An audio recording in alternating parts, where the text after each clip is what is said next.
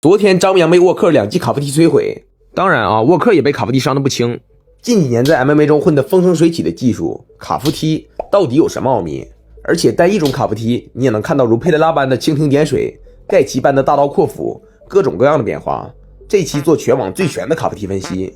1. 技术，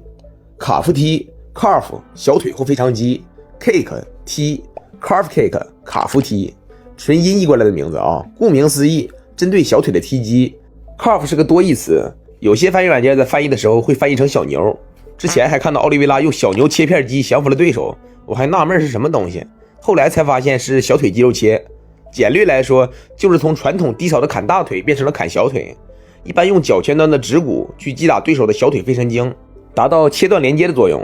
人体胫骨有2根骨头，前面这根粗的是胫骨，后面这根细的是腓骨，腓神经附着在腓骨上，腓神经被切断就等于暂时失去了小腿的控制权，威力不言而喻。这里很脆弱，并不是说像砍大腿一样用意志力能扛得下来。嘴炮、蜜糖、钱德勒被砍出效果之后脚踝连立都立不住，难道是他们意志力薄弱？显然不是，这是一个重落点而非发力的技术，所以也不需要大幅度的翻胯，你只需要带入这个重落点而非发力的思维，整个技术包括布置、铺垫、动作等等都是服务于这句话的。一般是抢外侧，在双方前脚相对的时候，啪来上那么一下，因为如果前脚跟后脚相对，不管怎么踢都是绕不开胫骨碰撞的，得不偿失。嘴炮的精准战胜力量，时机战胜速度，这句话绝对是能载入格斗史册的。卡夫踢也完美符合这句名言，嘴炮是空手道流派，所以卡夫踢就很符合空手道思维。精准战胜力量，不需要多重的发力，需要的是连续打击，落点精准。你要是跟散喷弹痕一样，一腿一个位置，这边踢完那边恢复了，那边踢完这边又恢复了，就根本达不到累加伤害、切断神经的效果。时机战胜速度，面对重心压前腿的对手，卡夫踢可以说是催命弯刀，一个一个准儿，或者说抓对手重心在前腿的时机，也就是支撑腿。空手道风格的重心常年压前腿的嘴炮、怪鸟，也都受过卡夫踢的摧残。2. 起源，关于卡夫踢的起源一直众说纷纭，在格斗界目前尚未定论，不过木之还是能给出一些推测，毕竟合适的环境才能孕育特定的技术。首先排除拳击，其次排除美式踢拳，因为规则禁止低位推法，最后排除泰拳，因为卡夫踢这种发力不完整的推法完全不符合传统泰拳的整体思维。泰拳的所有格斗技里最大的优势就是腿法发力完整，还有对胫骨打击和提膝格挡的重视程度，在这种环境下是很难孕育卡夫踢这种有点取巧意味的技术的。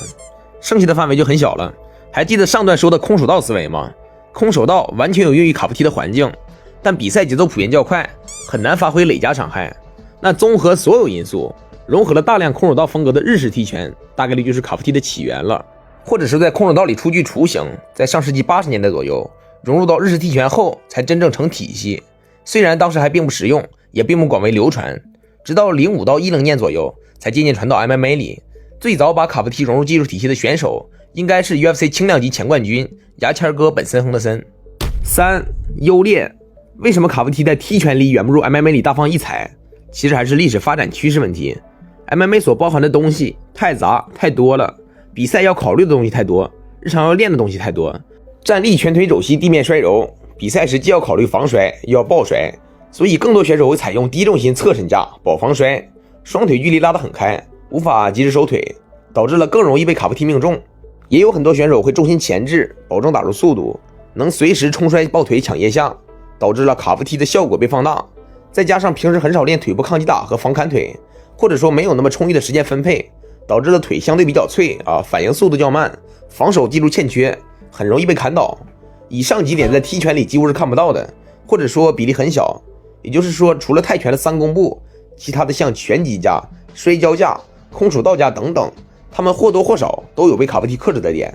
另外就是防守方式上的不同， MMA 里很多卡夫踢都是在对手前进或后退时打出来的，踢拳是大拳套， MMA 是小拳套。面对拳法，前者光用曲臂防守、上架格挡等接触性防守就有很不错的防守效果，而后者显然行不通，因为拳套小，你哪怕拳封闭依然会有拳透进去，